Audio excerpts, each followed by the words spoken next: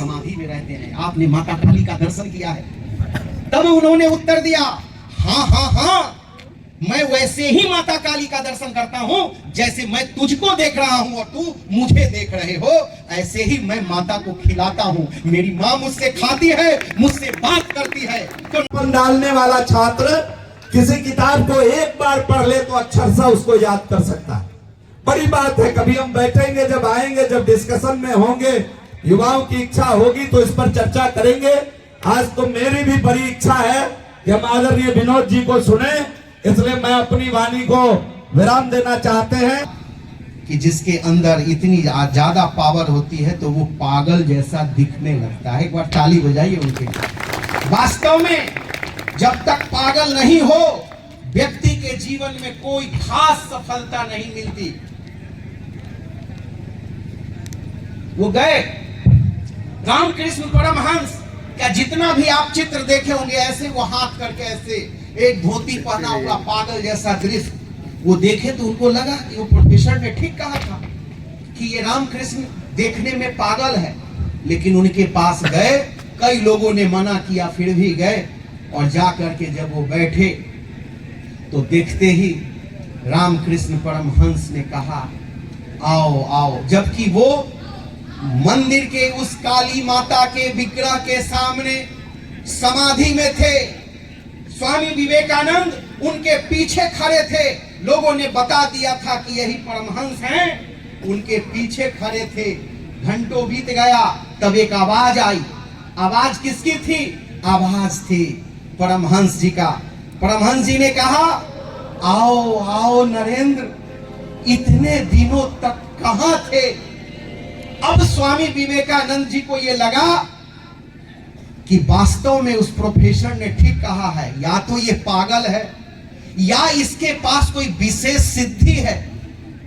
तो फिर कहते हैं, नरेंद्र तुमने मुझे बहुत तड़पाया, आओ आओ, इतने दिन कहां थे? तब स्वामी विवेकानंद जो नरेंद्र थे, वो उनके सामने गए और उनको देखते उन्होंने कहा, बैठो, तू क्या पूछना चाहते हो?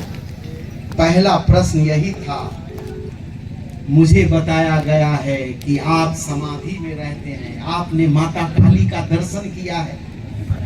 तब उन्होंने उत्तर दिया, हाँ हाँ हाँ, मैं वैसे ही माता काली का दर्शन करता हूं जैसे मैं तुझको देख रहा हूं और तू मुझे देख रहे हो, ऐसे ही मैं माता को खिलाता हूं, मेरी माँ मुझसे खाती है, मुझसे बात करती है। तो नरेंद्र ने तुरंत प्रश्न किया, क्या माता काली हमें भी दर्शन दे सकती हैं?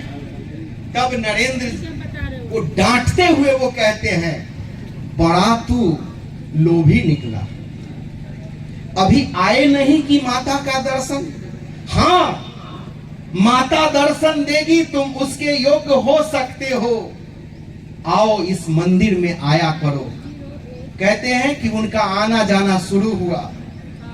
बीच में 2-3 महीने के लिए, बाद में रामकृष्ण परमहंस ये भी लिखते हैं उनकी जीवनी में कि मैं 2-3 महीना वो लड़का आता था, मैं टोकता नहीं था, वो खड़ा रहता था, मैं देखता भी था, जबकि मैं उसको अपने प्राणों से ज्यादा प्यार करता था, लेकिन मैं टोका नहीं।